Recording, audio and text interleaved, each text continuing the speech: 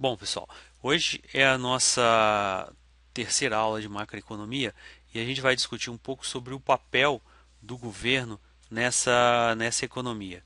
Vocês lembram que da última vez a gente falou, né, representou uma economia que tinham dois setores, firmas e as famílias.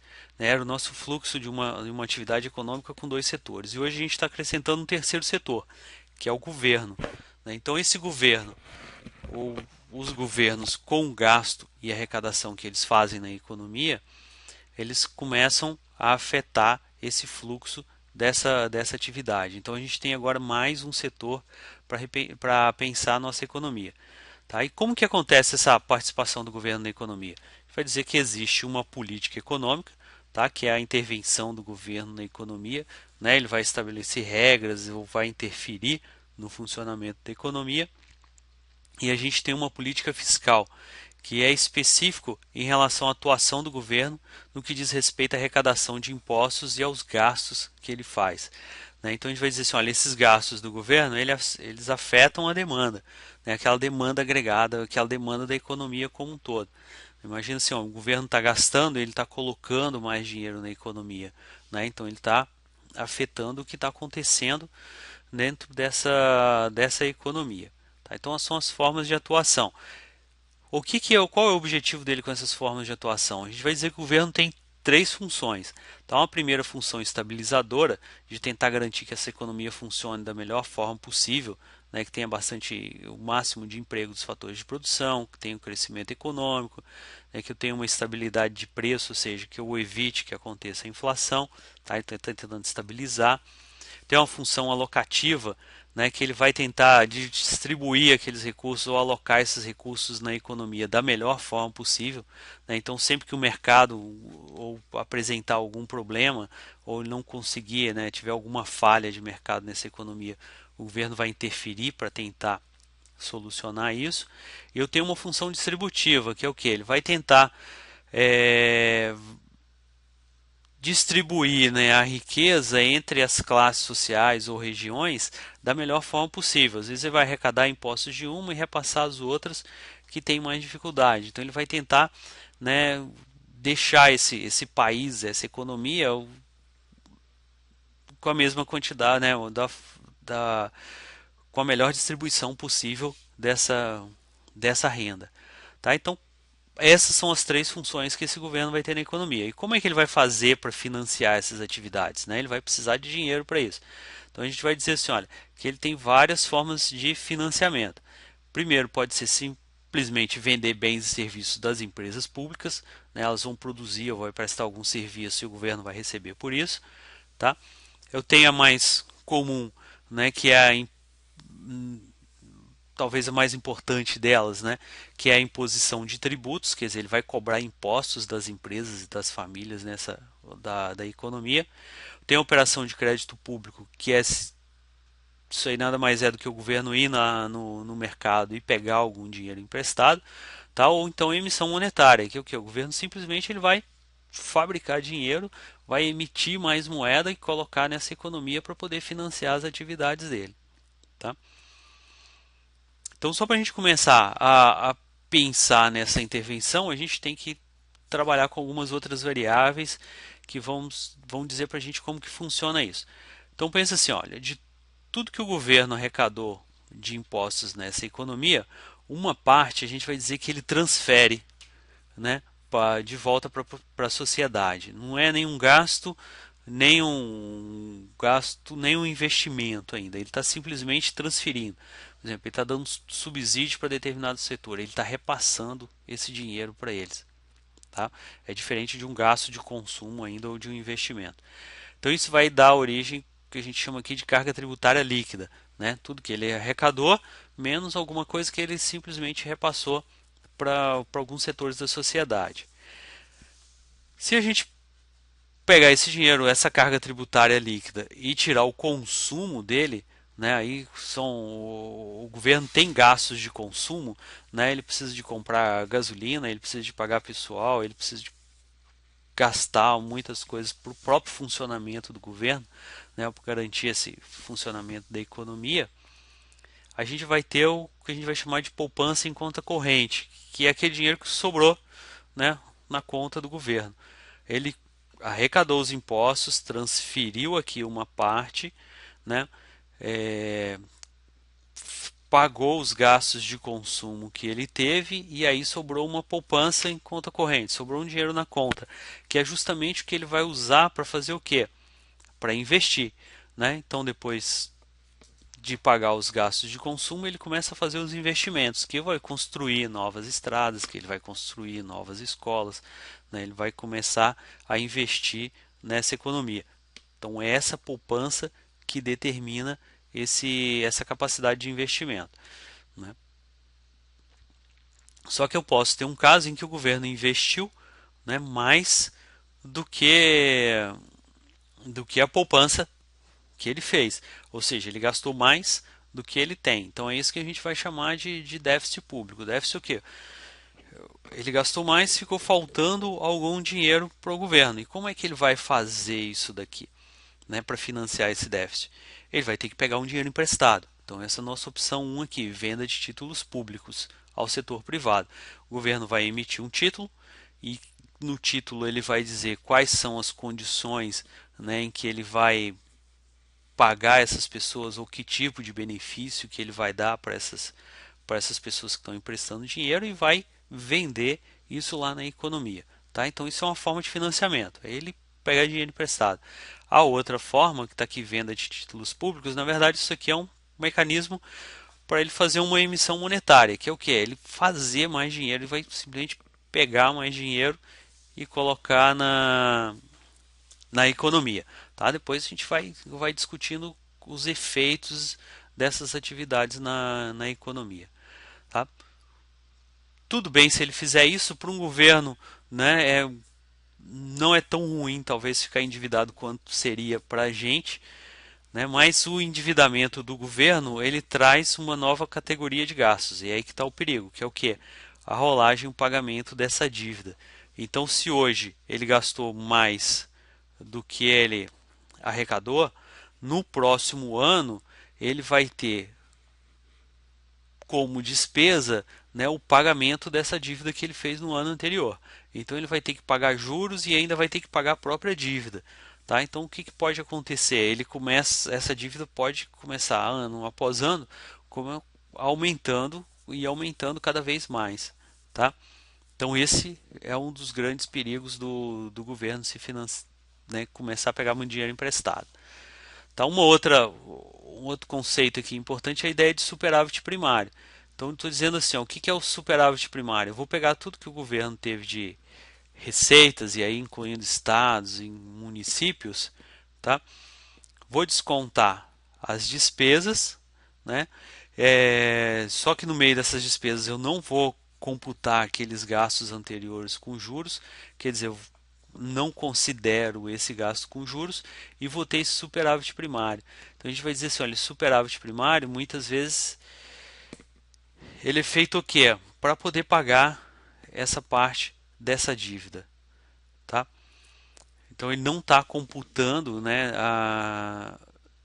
aqui dentro desse superávit o que ele gasta com juros para pagar as dívidas dos anos anteriores. E aí muito comum a gente ver na televisão o governo falando assim, o superávit primário desse ano, o superávit primário vai ser tanto, né, ele vai estabelecendo metas para o superávit primário.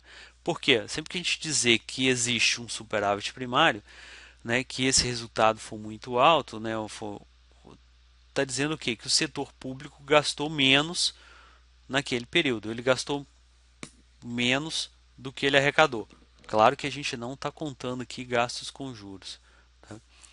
E aí qual é a vantagem, né, desse superávit primário que às vezes o governo faz tanta questão de manter ou faz tanta questão de divulgar que isso daí está acontecendo?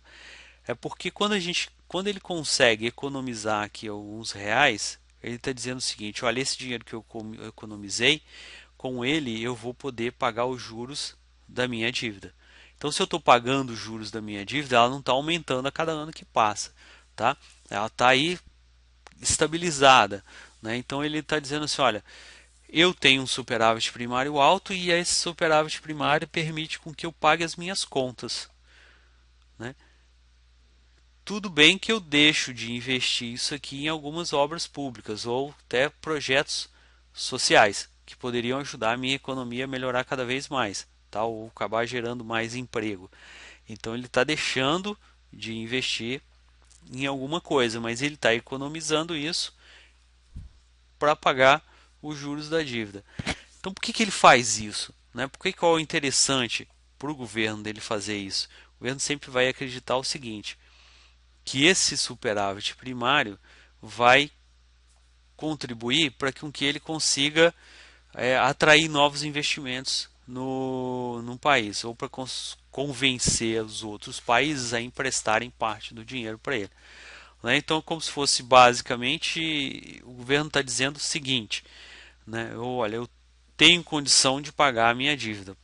Vocês podem trazer mais dinheiro, vocês podem investir mais aqui, vocês podem me emprestar com taxas de juros menores, né? Que vai ser um bom negócio para ele, que eu vou ter condição de pagar isso. Então ele está mostrando que ele está gerenciando bem as contas, né? Então que é um país confiável, que tem um risco menor de se investir nesse país. Então por isso que às vezes, né, existe essa ênfase e o governo tem as metas deles de superávit primário, tá? Bom, essa política fiscal então, né, esse gasto e arrecadação do governo, né, o déficit público, o superávit primário, né, todas essas contas que nós estamos fazendo aí, o que que ela vai, como que isso daí vai afetar a nossa economia? Então pensa o seguinte, estou dizendo aqui, olha, o tamanho do déficit público vai determinar o estímulo do governo nessa atividade econômica. Como assim? Se eu tenho, né, um déficit muito grande, eu estou dizendo o seguinte, que o governo está fazendo uma política fiscal expansionista. O que, que é isso? Ele está gastando mais do que ele arrecada, então ele está colocando mais dinheiro na economia do que ele está tirando.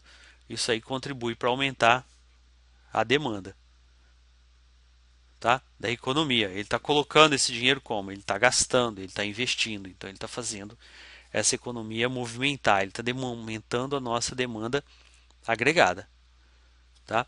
Se por o contrário ele está fazendo um superávit muito alto, está sobrando muito dinheiro, ele está gastando menos do que arrecada, o que está acontecendo? Ele tira o dinheiro da economia e não devolve tudo, ele não gasta e não investe tudo do que ele tirou. Então ele está restringindo essa demanda, ele está tirando dinheiro dessa economia. Tá? Então a gente vai dizer assim, olha, o governo está fazendo uma política fiscal contracionista, ele está contribuindo para contrair essa economia. Então só para a gente ter uma ideia, uma política fiscal expansionista, ela pode vir de várias formas, mas uma delas é o que? Aumento dos gastos do governo, tá? Ou um aumento de investimento. Então o que o governo está fazendo? Ele vai começar a gastar mais ou ele vai começar a investir cada vez mais. Sempre que ele começa a colocar mais dinheiro nessa economia, gastar ou investir mais, ele está pressionando a produção. Né? O que ele está comprando aqui ou o que ele está gastando nesse investimento faz com que eu tenha uma produção maior. Uma produção maior vai gerar mais renda na outra ponta. Tá? O governo compra das empresas, as empresas pagam salários, elas têm a renda delas, as famílias têm uma renda maior. Isso daí faz com que a minha economia comece a se movimentar, porque uma parcela desse aumento de renda aqui vai ser destinada ao consumo.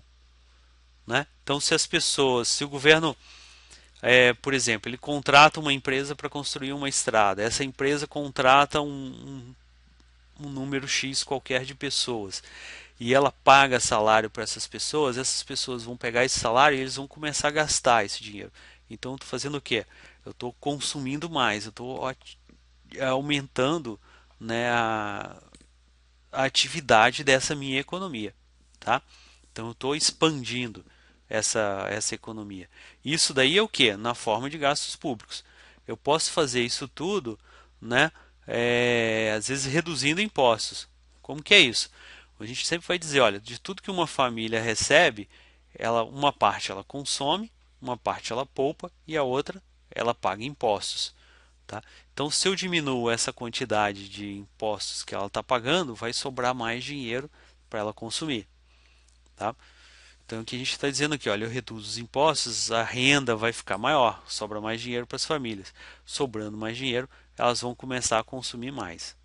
Tá? Então esses são os dois caminhos que uma política fiscal pode tomar, né? Ou eu aumentando os gastos do governo, o governo aumentando os gastos e investimentos, ou ele reduzindo os impostos que ele está cobrando.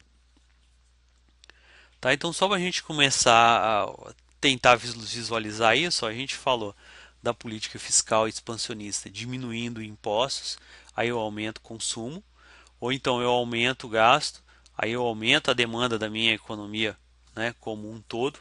Qual que é a diferença aqui? Demanda agregada e consumo privado.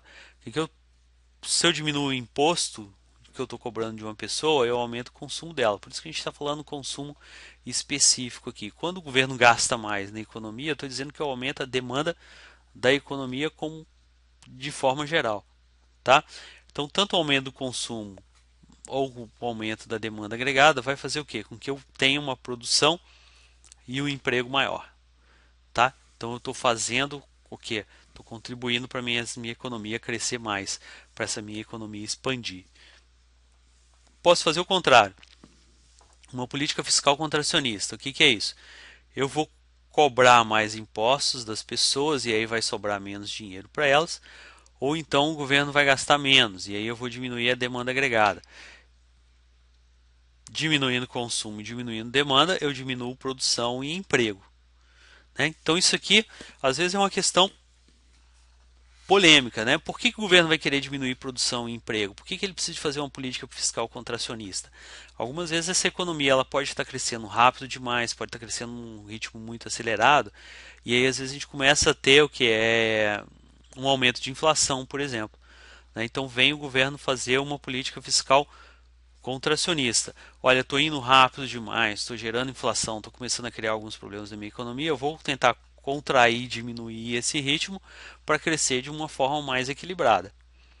Tudo bem se ele faz isso durante um período de tempo. Né? Vai chegar um outro momento que ele vai ter que fazer alguma política fiscal expansionista. Então a economia agora reduziu demais, eu tenho que fazer ela crescer. Tá? Então isso daí são as políticas contracíclicas, ou estou indo contra os ciclos que estão ocorrendo. Por exemplo, durante essa crise 2008, 2009, né, que as economias encolheram, ele vai fazer uma política fiscal expansionista. Se ele começa a expandir e eu começo a ter inflação, eu estou crescendo num ritmo muito acelerado, aí ele vai tentar controlar para equilibrar isso. Lembra que uma das funções do governo que a gente viu lá atrás era aquela função estabilizadora. Né? Então ele vai usando um acelerador e um freio para tentar estabilizar essa economia, para tentar manter ela nesse estabilizada, né? Nesse ritmo, de uma forma estabilizada. Tá? Então esse é o papel do governo na economia. A gente lembrando que a forma de atuação dele interfere no que está acontecendo nessa economia, né? Como se fosse um setor, como se ele estivesse fazendo o mesmo papel das empresas e das famílias dentro dessa economia. Bem, então nesse tópico era isso que a gente tinha a falar. No próximo a gente continua discutindo mais um pouco sobre essa parte de economia.